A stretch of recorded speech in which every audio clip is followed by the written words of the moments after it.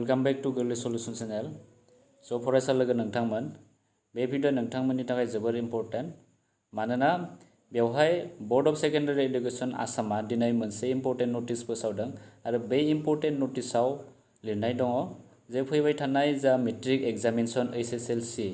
जायफोर 2022 आव एग्जाम होगोन बिथांमोननि थाखाय बे भिडिअ जोबोर इम्पोर्टेन्ट जागोन थाखो 9 आरो थाखो 10 नि थाखाय। बेवहाय थांनाय थर्ड वीक अफ एप्रिलनिफ्रायनो स्कुल बा जायखिजाया इन्स्टिट्यूट एडुकेशनल इन्स्टिट्यूटफोरा बन्द जादोंमोन आरो COVID-19 नि थाखाय क्लासखौ लानो हायाखैमोन आरो अनलाइन क्लास लानो हादोंमोनब्लाबो गोबां स्टुडेन्टफोरा माखासे प्रब्लेमनि थाखाय क्लासखौ लानो हायाखै आरो बेनि थाखायनो बेवहाय फोरोंनायाव गोबां प्रब्लेम जाहैदों आरो बेखौ साननानै सेबाया दिनै मोनसे नटिस फोसावदों आरो बे नटिसआव गासैबो साबजेक्टफोरनिफ्राय 40%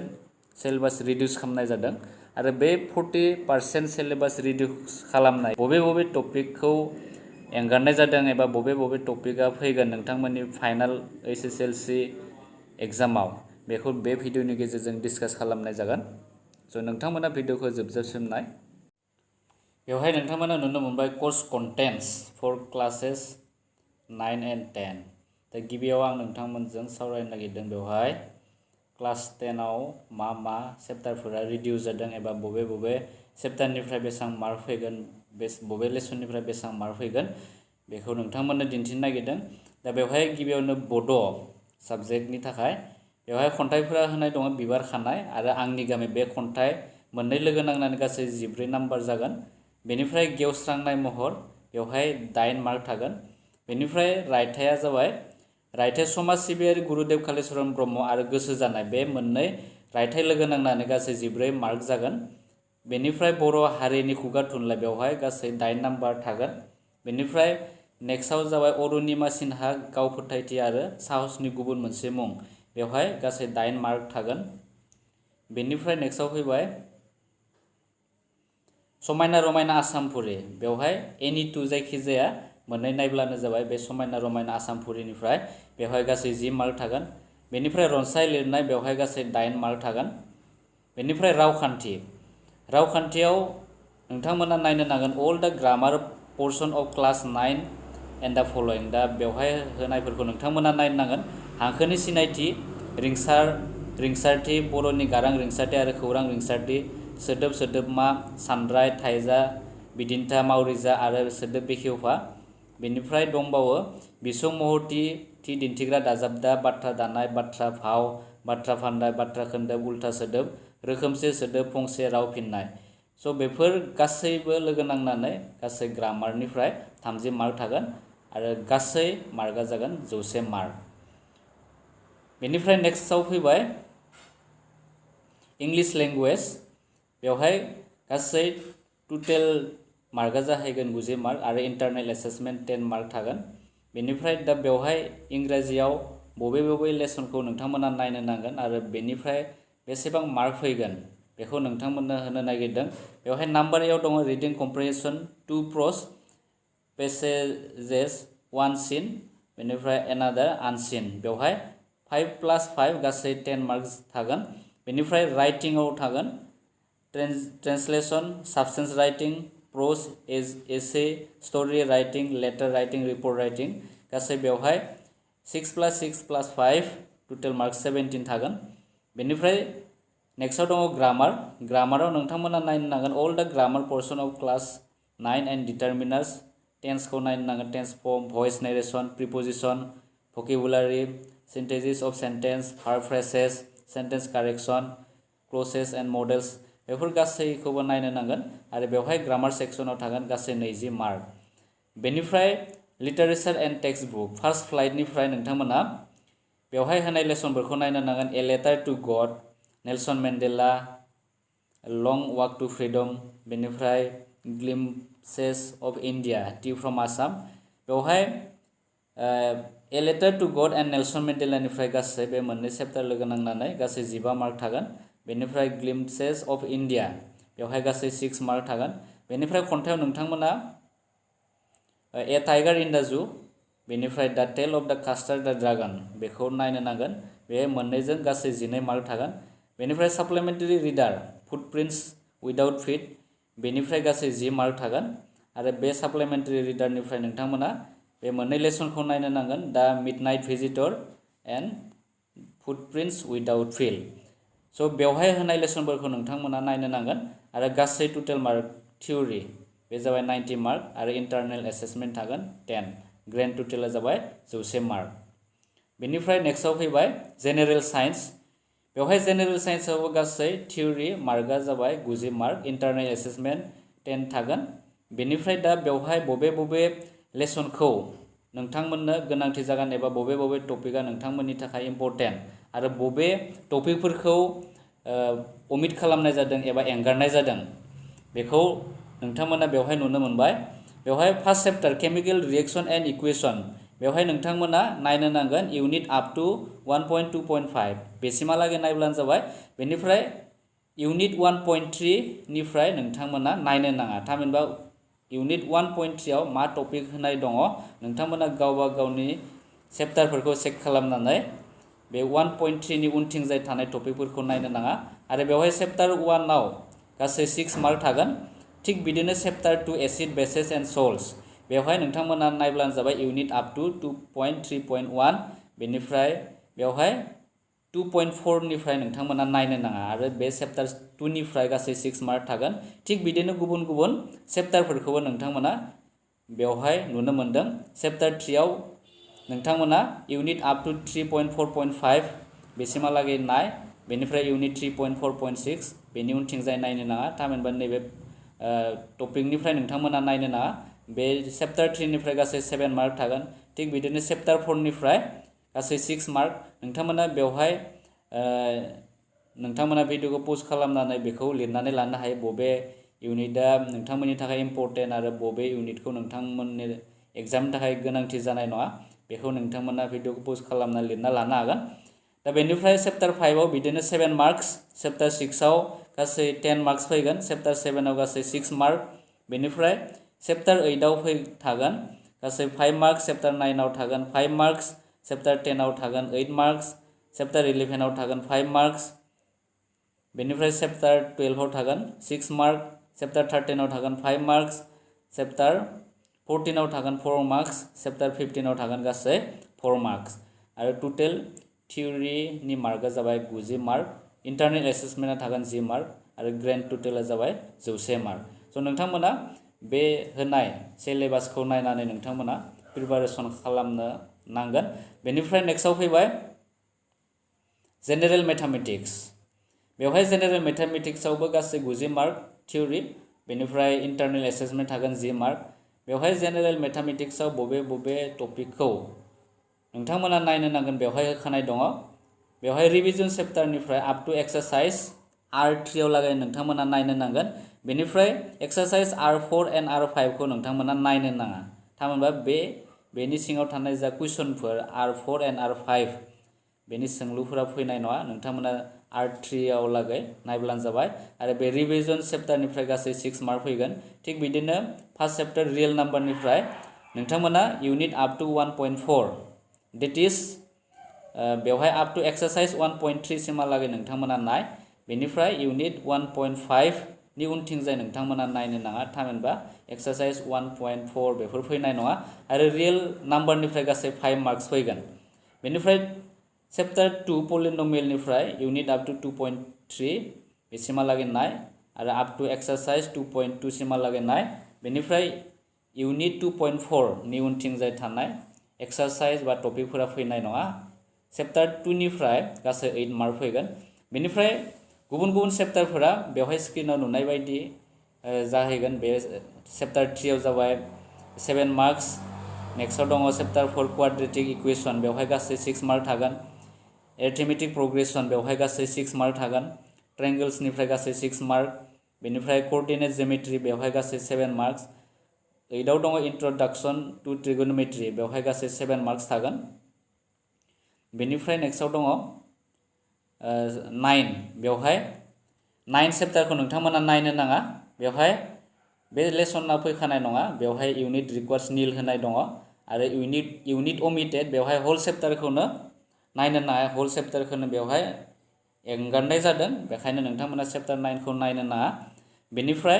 चेप्टार 10 बे सार्कोलनिफ्राय नोंथांमोना गासैखौबो नायनो नांगोन बेवहाय होल चेप्टारानो फैगोन बे सार्कोल चेप्टारनिफ्राय आरो बेवहाय मोनबो टपिकखौनो ओमिट खालामनाय जायाखै एंगारनाय जायाखै बेवहाय गासै 6 मार्क थागोन बेनिफ्राय कन्स्ट्राक्शन बेवहाय नुनाय बायदि नोंथांमोना नायब्लानो जाबाय आरो बे कन्स्ट्राक्शननिफ्राय गासै 4 मार्क थागोन बेनिफ्राय एरियाज रिलेटेड टू सार्कल्स बेवहाय गासै 6 मार्क थागोन सारफेस एरिया एंड भल्यूम बेवहाय गासै 6 मार्क बेनिफ्राय स्टेटिक्सनिफ्राय गासै 5 मार्क्स प्रोबेबिलिटी बेनिफ्राय गासैखौबो नायनो नांगोन नोंथांमोना प्रोबेबिलिटीआव होल चेप्टारखौनो नोंथांमोना नायनो नांगोन बेनिफ्राय बेवहाय गासै 5 मार्क्स दङ गासै टोटल थियोरी मार्क्स जाबाय 90 इंटरनल एसेसमेन्टआ जाबाय 10 ग्रेन्ड टोटलआ जाबाय 100 मार्क बेनिफ्राय नेक्स्ट सब्जेक्टआ फैबाय ससियेल साइन्सआवबो बिदिनो टोटल थियोरी मार्कआ जागोन 90 इंटरनल एसेसमेन्ट थागोन 10 मार्क्स बेनिफ्राय दा ससियेल साइन्सआव बबे लेसनफोरखौ नोंथांमोना नायनो नांगोन बेवहाय नोंथांमोना नुनो मोनखाबाय बेवहाय फार्स्टआवनो दङ फार्स्ट सेक्शन 1 आव दङ हिस्टोरीनिफ्राय गासै 35 मार्क फैगोन आरो बेवहाय हिस्टोरीनि सिङाव दङ चैप्टार 1 बेवहाय पार्टीशन अफ बेंगल एंड स्वदेशी मुभमेंट दा बेवहाय नोंथांमोना लेसनखौ थांनानै गावबा गावनि बिजाबखौ बेखेवनानै बेफोरखौ गोरोबनानै फरायनो नाजा बेनिफ्राय chapter 1 partition of Bengal and स्वदेशी मुभमेंट बेवहाय गासै 6 मार्क थागोन बेनिफ्राय बेवहाय टपिकफोरा होखानाय दङ 1.02 दा पार्टीशन अफ बेंगल बेफोरखौ नाय बेनिफ्राय 1.03 स्वदेशी मुभमेंट बेफोर होखानाय टपिकफोरखौ नायब्लानो जाबाय बेनिफ्राय चैप्टार 2 बेवहाय गासै राइज अफ गांधी एंड द फ्रीडम मुभमेंट अफ इंडिया बेवहाय गासै 7 मार्क्स थागोन आरो बेवहाय मुंख'नाय दंखायो बबे टपिकखौ नायनो नांगोन बेवहाय राइज अफ गांधी बे रावलाट एक्ट बेफोरखौ नायब्लानो जाबाय बेवहाय नुनायफोरखौ नोंथांमोना नायब्लानो जाबाय बेनिफ्राय नेक्स्टआव फैबाय बे जाबाय chapter 3 anti British rising and peasant revolts in Assam सो बेवहाय नोंथांमोना गावबा गावनि साबजेक्टफोरखौ नायनानै बा बेनि बर' मिनिङा मा बेफोर गावबा गावनि साबजेक्टआव थाखागोन बेखौ नोंथांमोना गोरोबनानै नायब्लानो जाबाय बेवहाय चैप्टार 3 आव गासै 7 मार्क्स थागोन आरो बबे टपिकखौ नायनो नांगौ बेवहाय होखानाय दङ बेखौ नायब्लानो जाबाय बेनिफ्राय चैप्टार 4 बेवहाय Indian freedom movement and national awakening in Assam बेवहाय गासै 8 मार्क थागोन बेनिफ्राय बेवहाय होनाय टपिकफोरखौ नायब्लानो जाबाय बेनिफ्राय chapter 5 cultural heritage of India and north east region बेवहाय गासै बेफोर टपिकफोरा नाय दङ आरो बे चैप्टार 5 निफ्राय गासै 7 मार्क्स फैगोन बेनिफ्राय सेक्शन 2 आ फैबाय जियोग्राफिनिफ्राय गासै 35 मार्क थागोन बेवहाय चैप्टार 1 आव दङ जियोग्राफिया economic geography subject matter and resources बेवहाय गासै 7 मार्क्स थागोन आरो बेवहाय होनाय टपिकफोरखौ नोंथांमोना नाय बेनिफ्राय नेक्स्टआव फैबाय चैप्टार 2 जियोग्राफिनि सिङावनो बे जागोन इनवायरनमेंट एंड इनवायरनमेंटल प्रॉब्लम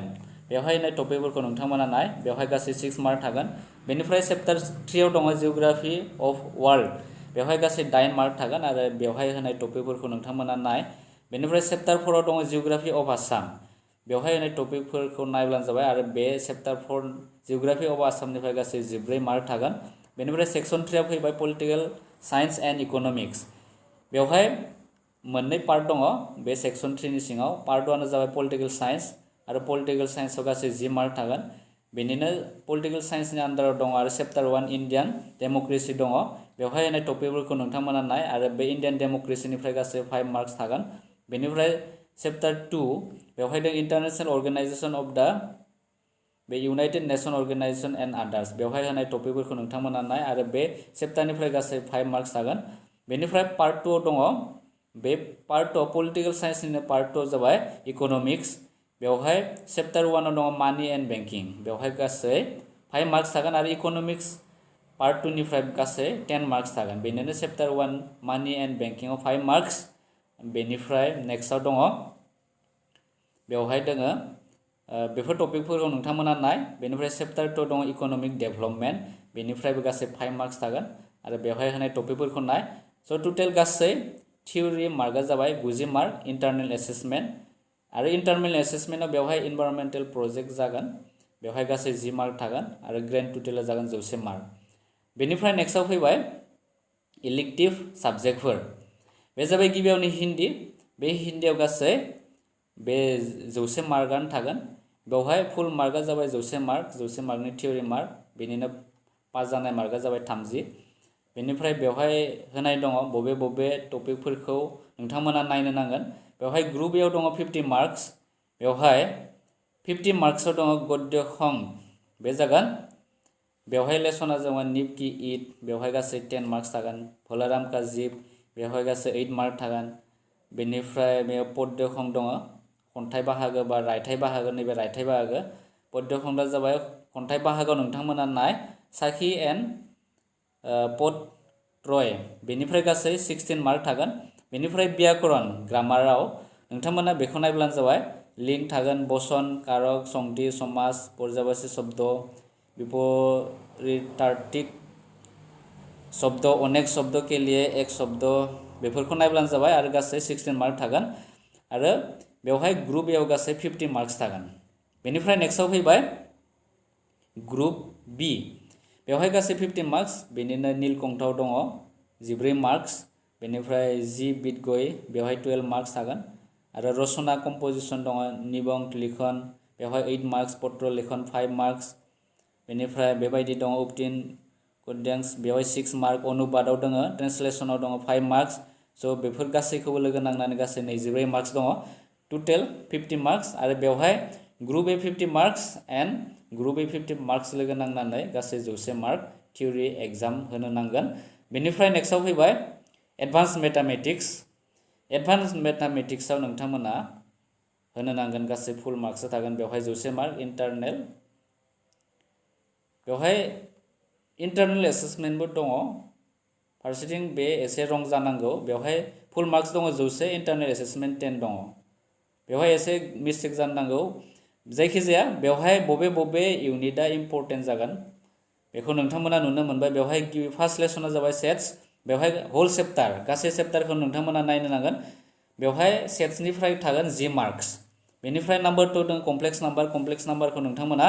बेवहाय एक्सारसाइज 2.3 आव लागै नाय बेनिफ्राय एक्सारसाइज 2.4 नि उनथिंजाय फैनाय नङा आरो बे एक्सारसाइज 2.4 आबो फैनाय नङा बेनिफ्राय कमप्लेक्स नाम्बारनिफ्राय गासै 12 मार्क्स थागोन बेनिफ्राय चैप्टार 3 अरिथमेटिक अफ इन्टिजार्स बेवहाय गासै नोंथांमोना बे टपिकखौ नायनांगोन अप टू एक्सारसाइज 3.3 बेसिमहालागै नाय एक्सारसाइज 3.3 सिमहालागै आरो 3.4 बेखौ नायनो नाङा आरो बेनि उनथिंजायबो फैनाय नङा बेनिफ्राय बे चैप्टार 3 निफ्राय गासै 12 मार्क्स थागोन बेनिफ्राय क्वाड्रेटिक इक्वेशन बेवहाय गासै 10 मार्क्स थागोन बेनिफ्राय एप्लिकेशन अफ कमन लगारिथम बेवहाय गासै नोंथांमोना गासै टपिकखौनो नायनो नांगोन होल चैप्टारखौ नायनो नांगोन आरो बे चैप्टारनिफ्राय गासै 5 मार्क्स थागोन बेनिफ्राय नेक्स्टआव फैबाय पारमुटेशन एन्ड कम्बाइनेशन बेवहाय गासै बे टपिकफोरखौ नोंथांमोना नायनो नांगोन एक्सारसाइज 6.1 एन्ड 6.2 बेसिमहालागै नाय आरो एक्सारसाइज 6.3 6.4 बेफोर फैनाय नङा आरो बे लेसननिफ्राय गासै 9 मार्क थागोन बेनिफ्राय ट्रिगोनोमेट्रीनिफ्राय गासै अप टू एक्सारसाइज 7.2 सिम नोंथांमोना नाय बेनिफ्राय एक्सारसाइज 7.3 आरो बेनि उनथिंनि एक्सारसाइजफोरा फैनाय नङा ट्रिगोनोमेट्रीनिफ्राय गासै 10 मार्क्स थागोन प्लेन जिमेट्रिखौ नोंथांमोना अप टू एक्सारसाइज 8.2 सिमहालागै नायनो नांगोन आरो एक्सारसाइज 8.3 आरो बेनि उनथिं थानाय एक्सारसाइजफोरखौ नोंथांमोना नायनो नाङा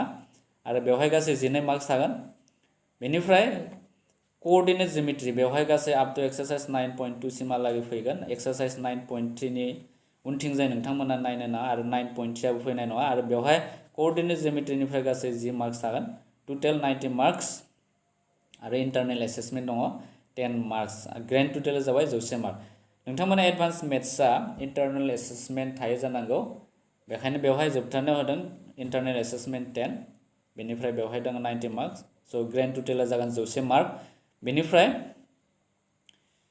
बेवहाय मोननैसो बाथ्रा लिरनाय दङ text book new advance mathematics so बेफोर एसेबां इम्पर्टेन्ट नङा बेनिफ्राय नेक्स्टआव फैबाय हिस्टोरियाव गासै